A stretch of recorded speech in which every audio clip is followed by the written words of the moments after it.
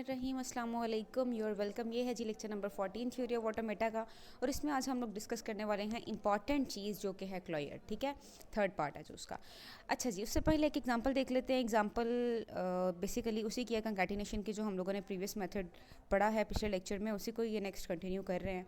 Example क्या है जी, पहले आपके पास गिवन है एफ ए किसका, देखते साथ आप लोगों को समझ आ जाएगी, इवन का। ठीक है, 2 टाइम्स लिखा हुआ है ए प्लस बी और होल का क्लोयर दिया हुआ है, और इनिशियल ही फाइनल बनेगी। ठीक है, इनिशियल फाइनल क्यों बनेगी? ताकि ये इधर को जाए तो ये 1 सिंगल टाइम ओड वैल्यू को एक्सेप्ट ना करवा सके, ये वापस यहाँ पे आए तो ये 2, 4, 6 वगैरह को एक्सेप्ट करवाए। और इनिशियल फाइनल है तो इसका मतलब क्या है कि आपके पास नल स्ट्रिंग भी एक्सेप्ट हो सकेगी। तो 0, 2, 4, 6, 8 जो है वो सब के सब एक्सेप्ट होंगे। उसके बाद नेक्स्ट क्या है जी, आपके पास ओड वाला है। कैसे पता चला जी? 1, 2, 3 टाइम्स लिख के ऊपर क्लोयर है, ये 2 टाइम्स लिखा हुआ है जी, मतलब वहीं आप इवन वाला उठाएं और साथ एक और ए प्लस बी का क्लोयर ऐड कर दें। मतलब क्लोयर ऐड नहीं करेंगे, ए प्लस बी ऐड करेंगे, वो होल के क्लोयर में ही काउंट हो जाएगा। ठीक है, फिर क्या है जी, ओल्ड स्टेट और नई स्टेट्स लिख के किस तरह से हम लोग ट्रांजिशन टेबल बनाते हैं, आप लोगों को इसका आइडिया हो चुका है। इनिशियल स्टेट्स को उठाएंगे, उन दोनों को रखेंगे ओल्ड स्टेट्स में, और नई स्टेट जो आप बना रहे हैं जी, उस क्योंकि वो x1 y1 थी तो आपने इसको z1 कह दिया।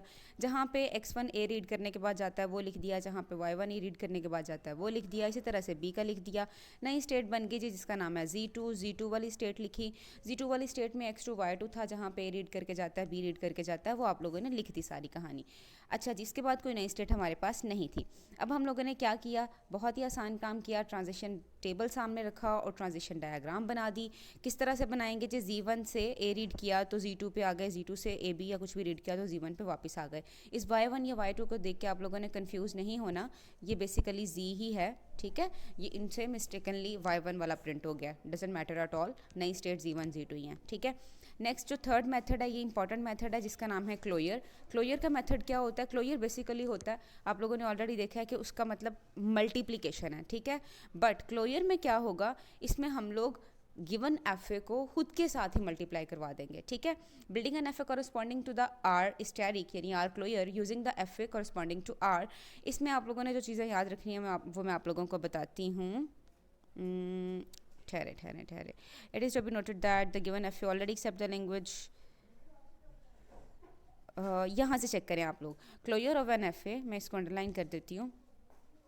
Closure of an F A is same as the concatenation of an F A with itself, ये अपने आप के साथ ही कंकैटिनेट करने के बराबर है। ठीक है, accept that the initial state of the required F A is a final state as well. जब हम लोग क्लोयर बना रहे होते हैं, जब हम लोग कंकैटिनेशन कर रहे होते हैं, तो कंकैटिनेशन के अंदर क्या होता है कि मैंने आप लोगों को बताया था कि सेकंड वाले की पॉसिबिलिटी, मतलब सेकंड की इनिशियल स्टेट तब साथ ज़रूर लिखी जाएगी जब फर्स्ट वाले की फाइनल स्टेट आ जाएगी।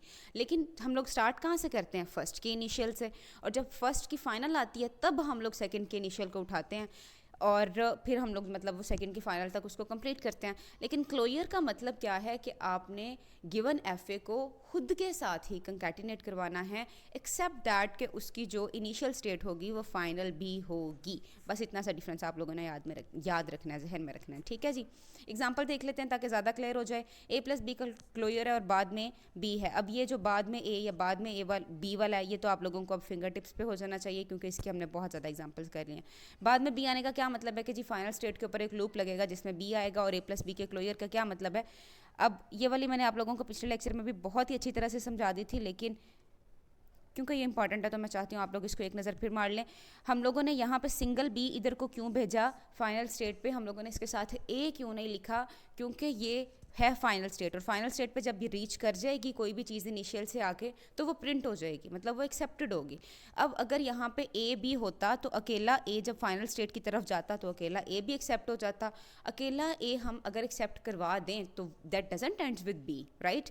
एटलीस्ट ए बी हो तो बात समझ भी आती है। तो हम लोगों ने इस वजह से बी जो है उसका अकेला भेजा, और अकेला मतलब उसको रीड करवा के फाइनल तक भेजा और ए का लूप लगा दिया। और यहाँ पे बी का लूप लगाने का मतलब क्या है कि पहले कुछ भी प्रिंट हो, फाइनल जो स्टेट है उसके ऊपर जब बी का लूप है तो फिर एंड पे बी ही प्रिंट हो।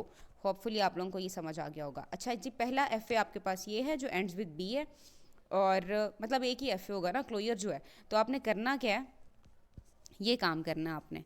ठीक है, खुद से ही उसको कंकैटिनेट करवा देना। आप लोगों ने वही एफ ए को 2 टाइम्स लिखा और क्या किया, ये अब अकॉर्डिंग टू कंकैटिनेशन क्या होना था कि पहले इसकी स्टेट को आप लोगों ने कह देना था Z1, लेकिन इनिशियल के साथ प्लस का साइन है। आप गौर से देखें, ये चेक करें, ये चीज़ मैं आप लोगों को दिखाना चाह रही हूँ। Z1 के साथ इनिशियल माइनस और प्लस दोनों का साइन लगा हुआ है। इसका मतलब क्या है कि ये क्लोयर लिया गया है, ये सिर्फ कंकैटिनेशन नहीं हुई ये क्लोयर लिया गया है। तो इस वजह से इसकी इनिशियल जो है वो फाइनल भी होती है।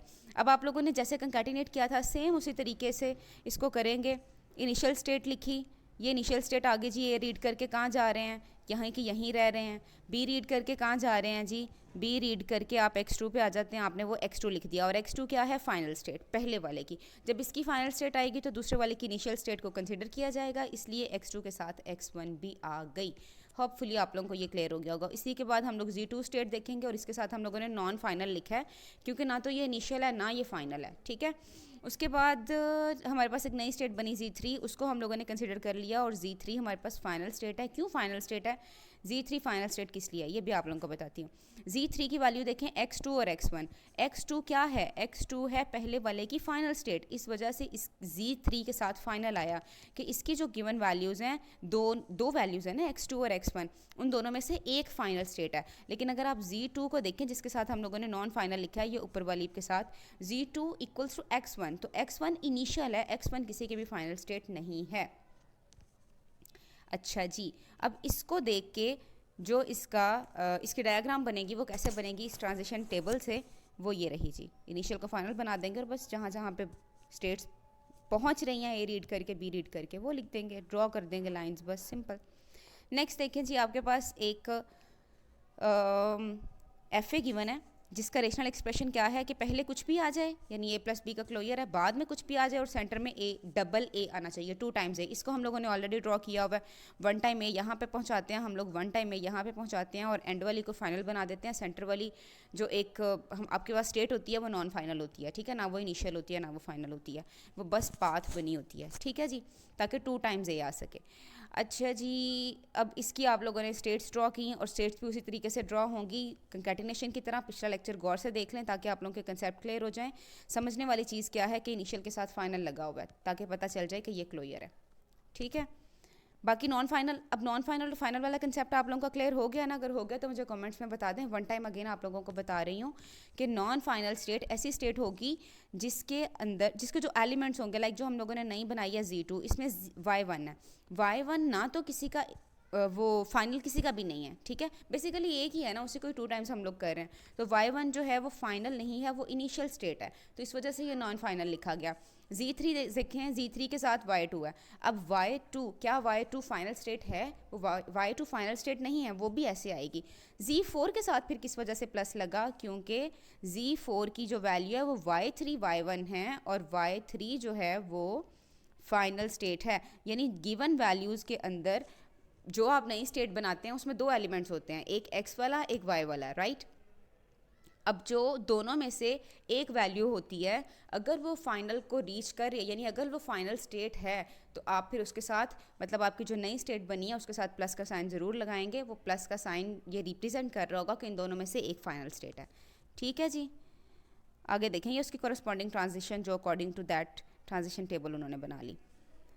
अच्छा जी, consider the following FA accepting the language of strings with B as second letter. अब B एज सेकेंड लेटर आ गया, B एंड पे नहीं आना चाहिए, सेकेंड लेटर होना चाहिए। अब ये सेकेंड लेटर है तो फिर यहाँ पे तो B आएगा, लेकिन एंड पे जो लूप लगेगा वो बस B का नहीं लगेगा, वो A का लगे, A भी उसकी पॉसिबिलिटी है, ठीक है।